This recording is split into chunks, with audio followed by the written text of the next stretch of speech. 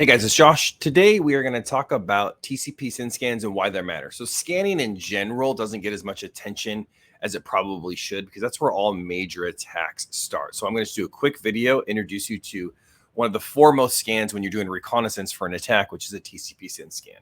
If I get into your environment, the first thing I'm going to do is do enumeration and scanning and try to understand what's out there. What do you have? What do I want to go after? So let's look inside ExtraHop and see what we have for a TCP SYN scan.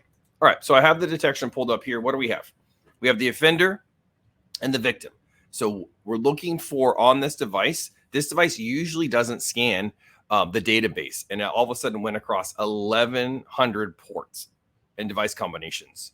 So essentially it's going and saying, do you have an open port for database? Do you have an open port for HTTP, SSL?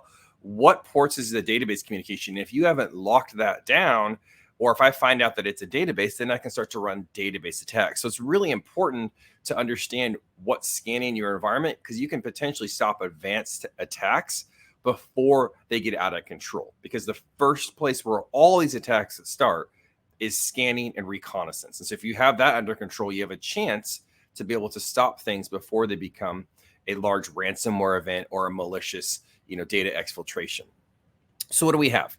I can see the individual offender, victim, the related detection. So if there was a buildup to this, I could say like, all right, what else happened up to the TCP SYN scan event? And then in the scan event, we actually have an activity map of what was scanned.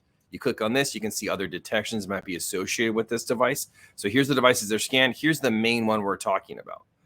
All right, here's the actual port combinations. So this is the victim and then the port being used. And if you want to get more details on this to say, send it to another member of your team or save it offsite, here's the actual, every single connection of what port was scanned. And then you can actually export this to CSV or Excel. So you can actually make a report of this if you wanted to say, hey, here's a spreadsheet. This was scanning this, all these ports. What do you guys think of this? Let's make this part of the investigation that you're going through. And you can also export this entire thing to PDF. So if you want to say, hey guys, I noticed that this web server is scanning the backend database server. What's happening with that? You could download the packets associated with that. And then you have the MITRE attack technique of where this fits in. How does TCP SYN scanning affect? What technique does it use? And then you can see where that fits in and what technique it is. All right, guys, hope this is helpful. Thanks so much.